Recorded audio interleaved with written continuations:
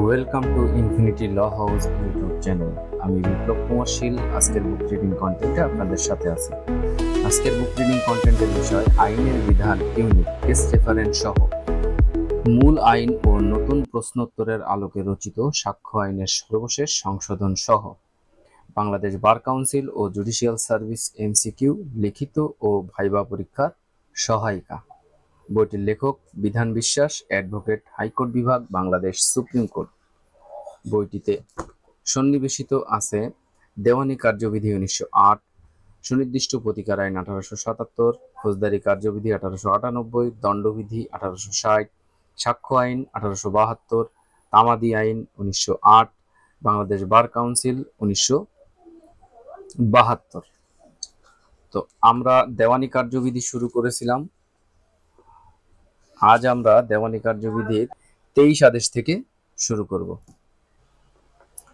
আদেশ 23, মোকদ্দমা প্রত্যাহার ও মিটমাট, withdrawal and adjournment of suit. 23 আদেশে মোট বিধি আছে 4টি। বিধি 1, মোকদ্দমা প্রত্যাহার অথবা আংশিক দাবি বর্জন, withdrawal of suits or abandonment of part of claim. কোনো মোকদ্দমার বাদী মোকদ্দমার যে কোনো পর্যায়ে সকল বিবাদী বা যে কোনো বিবাদীদের বিরুদ্ধে দায়েরকৃত মোকদ্দমা প্রত্যাহার করতে পারেন অথবা তার দাবির আংশিক পরিত্যাগ করতে পারেন।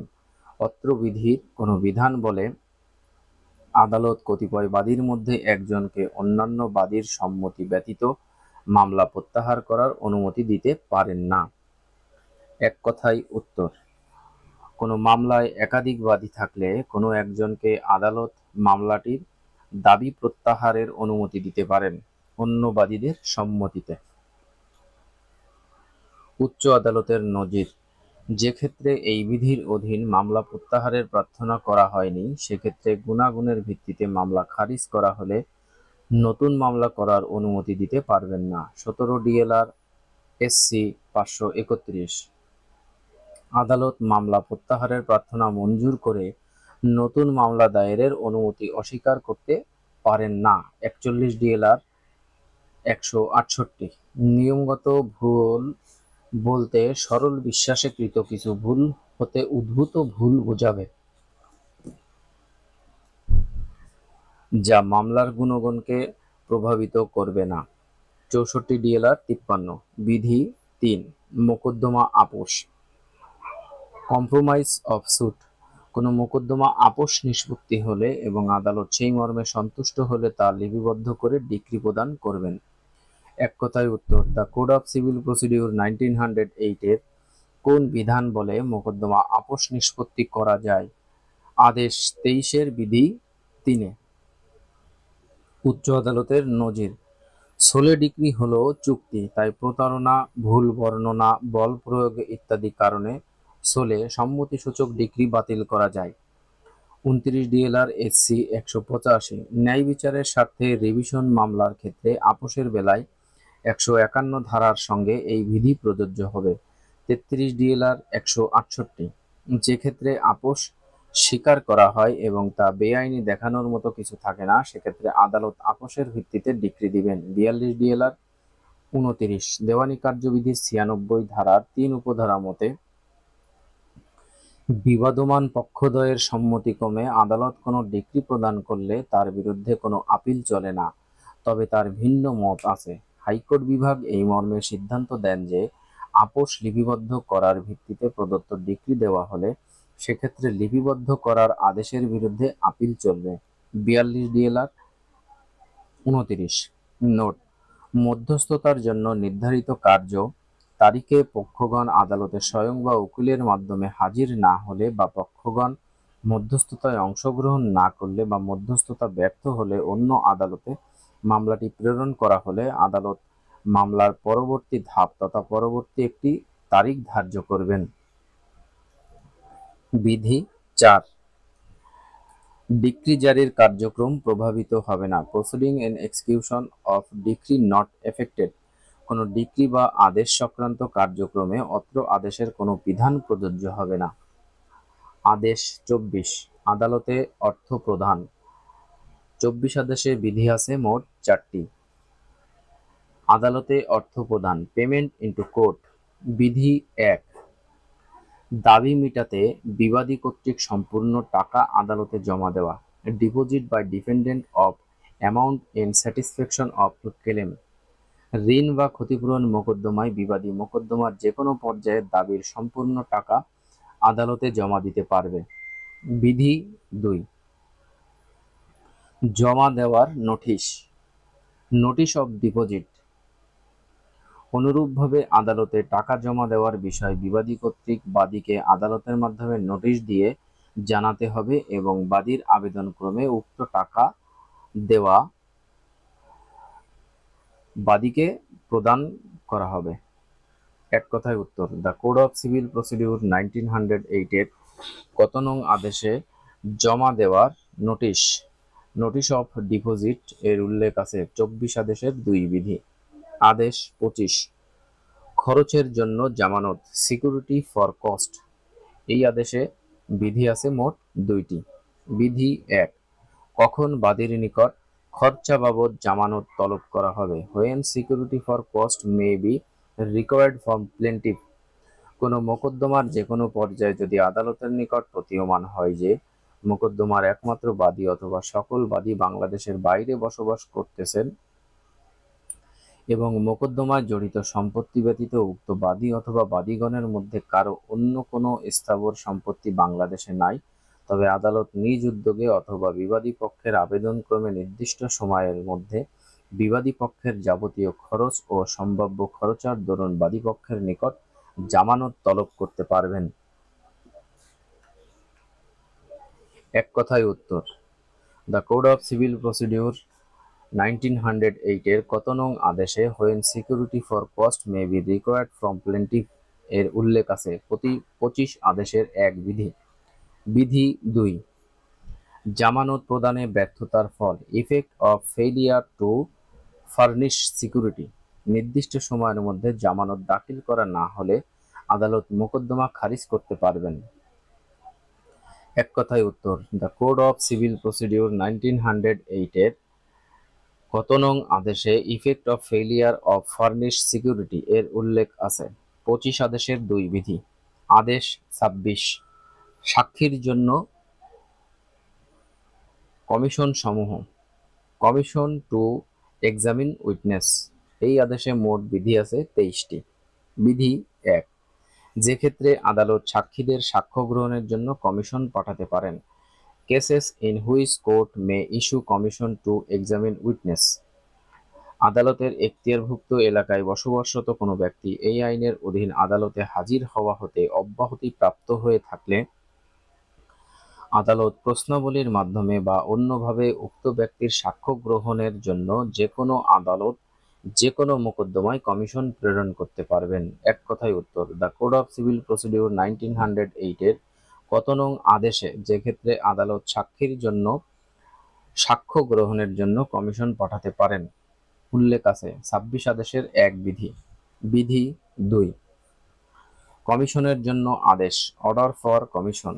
আদালত স্বতঃপ্রবৃত্ত হয়ে বা মোকদ্দমার কোনো পক্ষের সমর্থিত বা অন্যভাবে কোনো আবেদনক্রমে আদালত কোনো সাক্ষীর কমিশন প্রেরণের নির্দেশ দিতে পারেন। বিধি 4,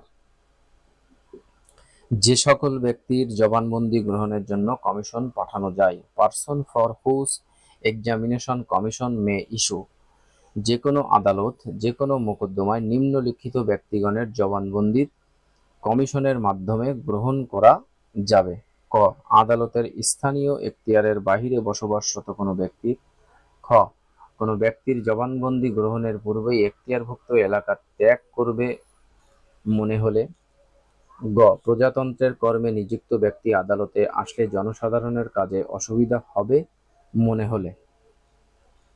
বিধি 5, বাংলাদেশের বাহিরে সাক্ষীর জবানবন্দি গ্রহণের জন্য কমিশন বা অনুরোধপত্র প্রেরণ, commission of request to examine witness not within Bangladesh. কোনো পক্ষের আবেদনক্রমে আদালত যদি ন্যায় বিচারের স্বার্থে উপযুক্ত মনে করেন তাহলে বাংলাদেশের বাহিরে বসবাসকারী কোনো ব্যক্তির জবানবন্দি গ্রহণের জন্য কমিশন বা অনুরোধপত্র প্রেরণ করতে পারবেন। এক কথায় উত্তর, বাংলাদেশের বাইরে বসবাসরত কোনো ব্যক্তিকে সাক্ষ্য দেওয়ার জন্য আদালত অনুরোধপত্র দিতে পারে। বিধি 6, কমিশন মোতাবেক আদালত সাক্ষীর জবানবন্দি গ্রহণ করবে। Court to examine witness pursuant to commission, আদালত কমিশন প্রাপ্তি হয়ে সেই কমিশন মোতাবেক সংশ্লিষ্ট ব্যক্তির জবানবন্দি গ্রহণ করবেন। বিধি 9, স্থানীয় তদন্তের জন্য commission, commission to make local investigation, বিতর্কিত সম্পত্তির মূল্য নির্ধারণ, অন্তর্বর্তীকালীন মুনাফা নিরূপণ, ক্ষতিপূরণ নির্ধারণ ইত্যাদির ক্ষেত্রে আদালত উপযুক্ত মনে করলে উক্ত বিষয়ের সাম্যক ধারণা নেওয়ার জন্য সরজমিনে তদন্তের জন্য কমিশন প্রেরণ করতে পারবেন এবং আদালতের নির্ধারিত অনধিক 3 মাসের অধিক প্রতিবেদন দাখিল করতে হবে। তবে কমিশনারের আবেদন ক্রমে যথাযথ কারণ বিদ্যমান থাকলে আদালত সময় বর্ধিত করতে পারবেন। এক কথায় উত্তর, আদালত কর্তৃক নির্ধারিত কতদিনের মধ্যে স্থানীয় তদন্তের প্রতিবেদন জমা দিতে হয়? 3 মাস। স্থানীয় তদন্তের জন্য কোনো আদালত কোনো ব্যক্তির নিকট কমিশন প্রেরণ করলে প্রতিবেদন দাখিলের জন্য সময় ধার্য করে দিতে পারে অনধিক 3 মাস। লোকাল ইনভেস্টিগেশন, সরজমিনে তদন্ত, এর বিধান দেওয়ানি কার্যবিধির কোথায় বলা আছে? 26 আদেশের 9 বিধি। কোন ক্ষেত্রে দেওয়ানি কার্যবিধির 26 আদেশের বিধান অনুযায়ী কমিশন ইস্যুর আদেশ দেওয়া যায় না? নালিশি জমিতে কোনো পক্ষের সত্ত্ব আছে কিনা তা নির্ধারণ। আদালত স্থানীয় তদন্তের জন্য কমিশন ইস্যু করতে পারে কোনো সম্পত্তির বাজার দর নির্ধারণ করতে। স্থানীয় তদন্ত বা পরিদর্শনের কোন কাজটি করা যায় না? বিরোধীয় বিষয় ব্যাখ্যা। উচ্চ আদালতের নজির, আপত্তিকারী পক্ষের কমিশনের কথা জানা থাকলে এবং কমিশনে করার সময় উপস্থিত থাকলে অ্যাডভোকেটকে কমিশনার কর্তৃক নোটিশ না দেওয়া গুরুত্বপূর্ণ নয়। 1985 বিএলডি এডি 329। বিচারিক আদালত কারণ উল্লেখ করে স্থানীয় তদন্তের আবেদন মঞ্জুর না করলে রিভিশন আদালত তাতে হস্তক্ষেপ করা উচিত নয়। 55 ডিএলআর 149। নোট, আদালত কর্তৃক নির্ধারিত সময়ে যা অনধিক 3 মাসের মধ্যে স্থানীয় তদন্তের প্রতিবেদন জমা দিতে হবে। বিধি 10, কমিশনারের কার্যপদ্ধতি, প্রসিডিউর অফ কমিশনার, কমিশনার যেরূপ প্রয়োজন মনে করবেন সেরূপ স্থানীয় পরিদর্শনের পর এবং তার গৃহীত প্রমাণাদির লিখিত রূপে তার স্বাক্ষরিত একটি লিখিত প্রতিবেদন আদালতে দাখিল করবেন। বিধি 11, হিসাব পরীক্ষা বা সমন্বয় করার জন্য commission, commission to examine or adjust account, কোনো মোকদ্দমায় হিসাব পরীক্ষা বা সংশোধন করা প্রয়োজন হলে আদালত কমিশন প্রেরণ করতে পারেন। বিধি 13, স্থাবর সম্পত্তি বাটোয়ারার জন্য commission, commission to make partition of immovable property, কোনো মোকদ্দমায় স্থাবর সম্পত্তি বাটোয়ারার জন্য প্রাথমিক ডিক্রি হলে এবং সেটি যদি দেওয়ানি কার্যবিধি 1908-এর 54 ধারার অধীন না হয় তাহলে আদালত উপযুক্ত মনে করলে সম্পত্তি বাটোয়ারার জন্য কমিশন প্রেরণ করবেন। এক কথায় উত্তর, কোন ধরনের সম্পত্তি বাটোয়ারা করার জন্য দেওয়ানি কার্যবিধি অনুযায়ী বাটোয়ারা কমিশন গঠন করা যায়? স্থাবর সম্পত্তি। উচ্চ আদালতের নজির, বাটোয়ারার মামলার ক্ষেত্রে একজন শরিক মামলার ভূমির নির্দিষ্ট অংশে তার দখল বহাল রাখতে পারে কিন্তু সেই ব্যক্তি তার অংশের অতিরিক্ত জমিতে তার দখল রাখতে পারে না। 15 MLR AD 453।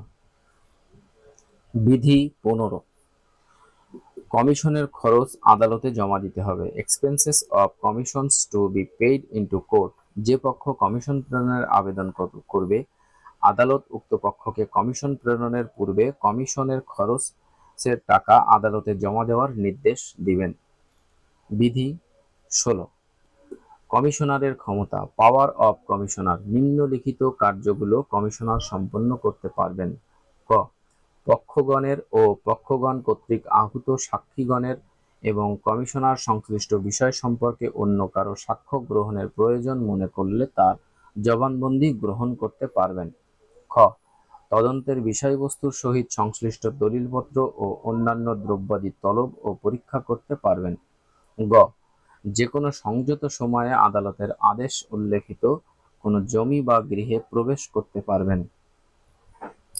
এক কথায় উত্তর, the code of civil procedure 1908 এর কত নং আদেশে কমিশনারের ক্ষমতা, পাওয়ার অফ কমিশনারের উল্লেখ আছে? 26 আদেশের 16 বিধি। আদালত কমিশন নিয়োগ দিতে পারে স্থানীয় তদন্তের জন্য, স্থাবর সম্পত্তি বাটোয়ারা করার জন্য, যে কোনো ব্যক্তির সাক্ষ্য বা জবানবন্দি গ্রহণের জন্য। আদেশ 27, সরকার অথবা সরকারি কর্মচারী কর্তৃক বা তাদের বিরুদ্ধে মোকদ্দমা, sued by or against the government or public officer in their official capacity। 27 আদেশে বিধি আছে মোট 8টি। বিধি 1, সরকার কর্তৃক বা বিরুদ্ধে মোকদ্দমা, sued by or against government। সরকার কর্তৃক বা বিরুদ্ধে মোকদ্দমায় সরকার কর্তৃক এতদুদ্দেশ্যে সাধারণ বা বিশেষ আদেশ বলে নিযুক্ত ব্যক্তি আর্জি বা লিখিত বিবৃতিতে স্বাক্ষরদান করবেন এবং মোকদ্দমায় তথ্য সম্বন্ধে যিনি অবগত রয়েছেন এইরূপ ব্যক্তি সরকার কর্তৃক নিযুক্ত হয়ে উক্ত আর্জি পেশ করবেন। এক কথায় উত্তর, the code of civil procedure 1908 এর কত নং আদেশে সুড বাই অর এগেনস্ট গভর্নমেন্টের উল্লেখ আছে? 27 আদেশের 1 বিধি। বিধি 2, সরকারের পক্ষে কার্য সম্পাদনের ক্ষমতাপ্রাপ্ত ব্যক্তি, person authorised to act for government. যে ব্যক্তি মোকদ্দমায় সরকারের পক্ষে কার্য সম্পাদনের জন্য পদাধিকার বলে বা অন্যভাবে ক্ষমতাপ্রাপ্ত রয়েছে তাকে স্বীকৃত প্রতিনিধি বলে গণ্য করা হবে এবং তিনি এই আইন অনুসারে সরকার পক্ষে হাজিরা দিতে, আবেদন করতে বা অন্যান্য কার্য সম্পাদন করতে পারবেন। বিধি 3, সরকার কর্তৃক বা সরকারের বিরুদ্ধে মোকদ্দমার আর্জি, plaints in sued by or against government. সরকার কর্তৃক বা সরকারের বিরুদ্ধে মোকদ্দমা আর্জিতে বাদী বা বিবাদীর নাম, পরিচয় ও ঠিকানা উল্লেখ করার পরিবর্তে এই আইনের 79 ধারায় উল্লেখিত নাম উল্লেখ করলেই যথেষ্ট হবে। বিধি 4, সরকারের পক্ষে সমন গ্রহণের জন্য প্রতিনিধি, agent for government to receive process. কোনো আদালত সরকার পক্ষের উকিল উক্ত আদালত কর্তৃক সরকারের বিরুদ্ধে প্রদত্ত সমন, পরোয়ানা ইত্যাদি গ্রহণকারী সরকারি প্রতিনিধি বলে গণ্য হবেন। আদেশ 27 ক, শাসনতান্ত্রিক আইনের ব্যাখ্যা সম্বন্ধে কোনো প্রশ্ন সংক্রান্ত মোকদ্দমা, suits involving any substantial question as to the interpretation of constitution law। এই আদেশে বিধি আছে মোট 4টি। বিধি 1, অ্যাটর্নি জেনারেলদের প্রতি notice, notice to the attorney general.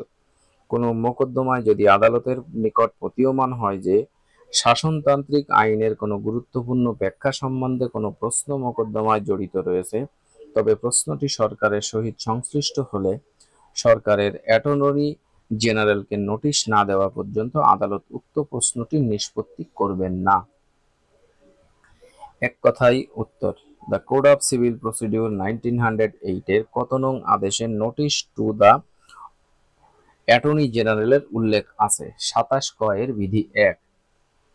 আদেশ 28, সৈনিক, নাবিক বা বৈমানিক কর্তৃক বা তাদের বিরুদ্ধে মোকদ্দমা, suit by or against military or naval man or airman.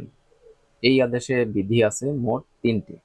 বিধি 1, অফিসার, সৈনিক, নাবিক বা বৈমানিক ছুটি না পেলে তাদের পক্ষে মোকদ্দমা দায়ের করা বা জবাব দেওয়ার জন্য যে কোনো লোককে ক্ষমতা দিতে পারেন। Officer, soldier, sailor or airman who cannot obtain leave any authorities any person to sue or defend or them। সৈনিক, নাবিক বা বৈমানিক তার পদাধিকার বলে কোনো মোকদ্দমার পক্ষ থেকে এবং মোকদ্দমার তদবির করার জন্য ব্যক্তিগত হাজিরা হওয়ার উদ্দেশ্যে ছুটি না পেলে সেক্ষেত্রে তার পক্ষে মোকদ্দমা চালাবার জন্য যে কোনো একজনকে ক্ষমতা দান করতে পারবে। এক কথায় উত্তর, the code of civil procedure 1908 কত নং আদেশে অফিসার, সৈনিক, নাবিক ও বৈমানিক ছুটি না পেলে তাদের পক্ষে মোকদ্দমা দায়ের করা বা জবাব দেওয়ার জন্য যে কোনো লোককে ক্ষমতা দিতে পারে এর উল্লেখ আছে। 28 আদেশের এক বিধি। 29 আদেশ। সংস্থা কর্তৃক বা তার বিরুদ্ধে মোকদ্দমা, suit by or against corporation. এই আদেশে বিধি আছে মোট 3টি। বিধি 1, আর্জি জবাবে স্বাক্ষর ও সত্যতা প্রতিপাদন, subscription and verification of pleading. সংস্থা কর্তৃক বা তার বিরুদ্ধে আনীত কোনো মোকদ্দমায় উক্ত প্রতিষ্ঠানের সেক্রেটারি, ডিরেক্টর বা প্রধান কর্মচারী যিনি মোকদ্দমাটির যাবতীয় তথ্য সম্পর্কে বিবৃতি দান করতে সমর্থ তিনি প্রতিষ্ঠানের পক্ষে কোনো দরখাস্তে স্বাক্ষর দান করতে বা উহার সত্যতা প্রতিপাদন করতে পারবেন। বিধি 2, কর্পোরেশনের উপর জারি, সার্ভিস অন কর্পোরেশন। সংস্থার বিরুদ্ধে আনীত কোনো মোকদ্দমায় নিম্নলিখিত উপায়ে সমন জারি করা যাবে। ক, প্রতিষ্ঠানের সেক্রেটারি, ডিরেক্টর বা প্রধান কর্মচারীর উপর। খ, প্রতিষ্ঠানের রেজিস্টার্ড অফিসের ঠিকানায় সমন রেখে বা ডাকযোগে পাঠিয়ে, বা রেজিস্টার্ড অফিস না থাকলে প্রতিষ্ঠান যে স্থানে ব্যবসা করে ওই স্থানে রেখে বা ডাকযোগে পাঠিয়ে। The code of civil procedure 1908 কত নং আদেশে কর্পোরেশনের উপর জারি এর উল্লেখ আছে। Service on corporation. 29 আদেশের 2 বিধি। 30 আদেশ। অংশীদারি কারবার বা বেনামি ব্যবসাদার কর্তৃক বা তাদের বিরুদ্ধে মোকদ্দমা, suit by or against firm and person carrying on business in name other than their own। এই আদেশে বিধি আছে মোট 10টি। বিধি 1, ফার্মের নামে অংশীদারগণের বিরুদ্ধে মোকদ্দমা, swing of partner in name of farm. 2 বা ততোধিক ব্যক্তি যদি বাংলাদেশে বসবাসরত কোনো অংশীদারি কারবারের অংশীদার হিসেবে কোনো দাবি উত্থাপন করে বা কোনো কিছুর জন্য দায়ী থাকে, তবে মোকদ্দমার কারণ উল্লেখ হওয়ার সময় তারা যে প্রতিষ্ঠানের অংশীদার ছিল ওই প্রতিষ্ঠানের নামে তারা মোকদ্দমা করতে পারবে বা তাদের বিরুদ্ধে মোকদ্দমা করা যাবে। এক কথায় উত্তর, the code of civil procedure 1908 কত নং আদেশে ফার্মের নামে অংশীদারদের বিরুদ্ধে মোকদ্দমার উল্লেখ আছে।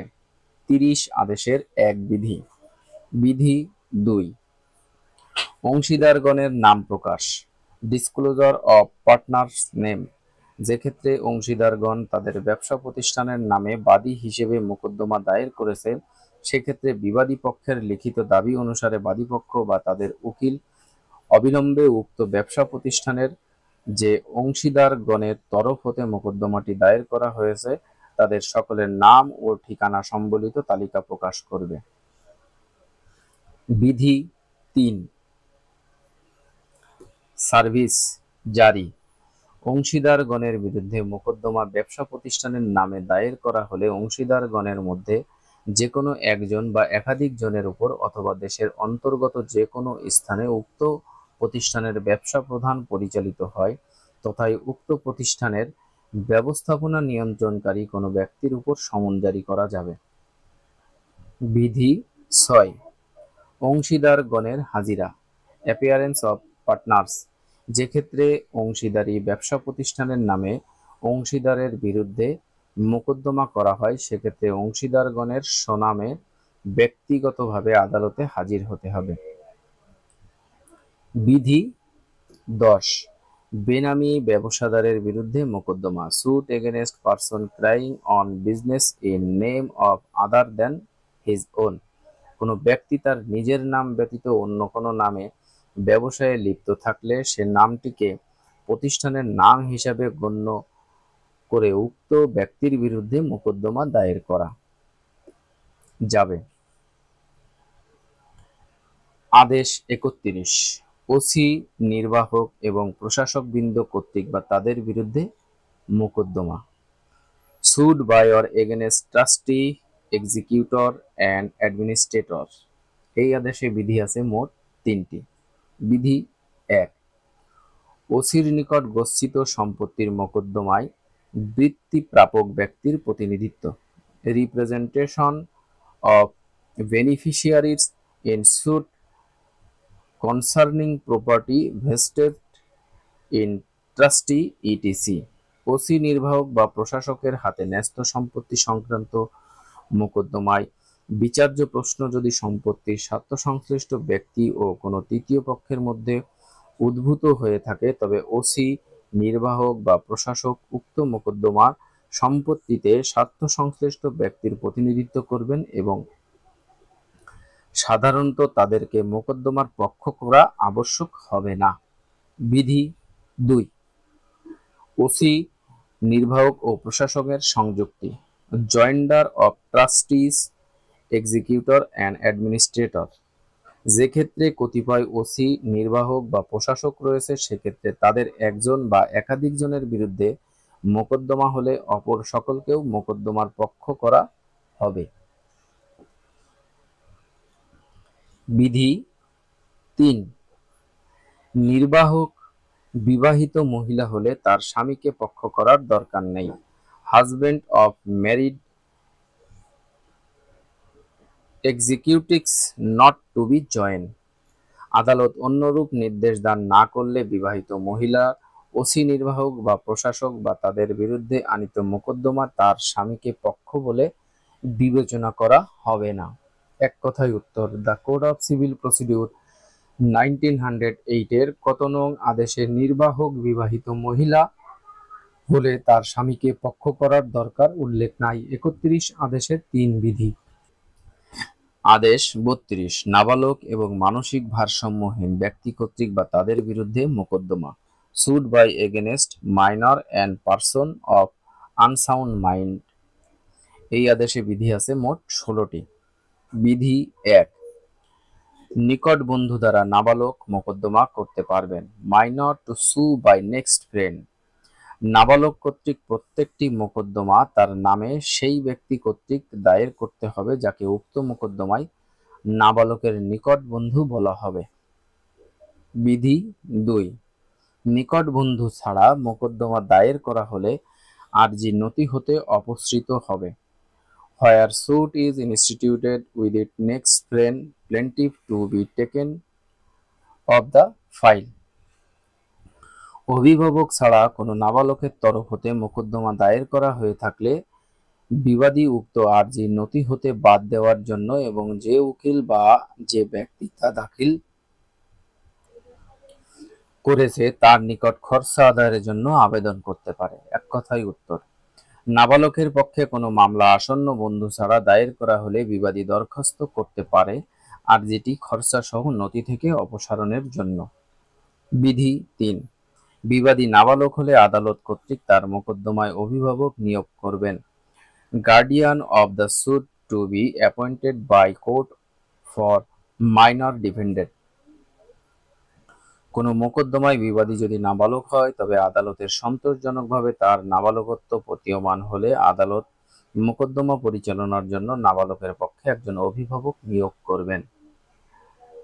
এক কথায় উত্তর, নাবালক বিবাদীর জন্য মোকদ্দমার অভিভাবক নিয়োগ করবেন কে? আদালত। বিধি 4, মোকদ্দমার জন্য নিকট বন্ধু হিসেবে কাজ করতে বা নিযুক্ত হতে পারে who may act as next friend or be appointed guardian for the suit। সুস্থ মনা ও প্রাপ্তবয়স্ক যে কোনো ব্যক্তি মোকদ্দমা নাবালকের অভিভাবক রূপে কাজ করতে পারবে, তবে শর্ত থাকে যে উক্ত ব্যক্তির স্বার্থ ও নাবালকের স্বার্থ পরস্পর বিরোধী হলে উক্ত ব্যক্তি মোকদ্দমার অন্যতম বাদী বা বিবাদী হতে পারবে না। এক কথায় উত্তর, the code of civil procedure 1908 এর কত নং আদেশে মোকদ্দমার জন্য নিকট বন্ধু হিসেবে কাজ করতে বা নিযুক্ত হতে পারে উল্লেখ আছে 32 আদেশের 4 বিধি। বিধি 7, নিকট বন্ধু বা অভিভাবক কর্তৃক মোকদ্দমা আপোষ, agreement or compromise by next friend or guardian for the suit. কোনো অভিভাবক যে মোকদ্দমার জন্য নিযুক্ত হয়েছে ওই মোকদ্দমার আদালত নথিপত্রে স্পষ্টরূপে লিপিবদ্ধ অনুমতি প্রদান না করলে নাবালক পক্ষে কোনো চুক্তি সম্পাদন বা আপোষ মীমাংসা করতে পারবে না। বিধি 11, মোকদ্দমার অভিভাবকের অপসারণ বা মৃত্যু। Retirement, removal or death of guardian for the suit, মোকদ্দমা বিচারাধীন থাকাকালে নাবালক বিবাদীর অভিভাবক অবসর গ্রহণ করলে, মারা গেলে বা অপসারিত হলে আদালত তার স্থানে নতুন অভিভাবক নিয়োগ করবেন।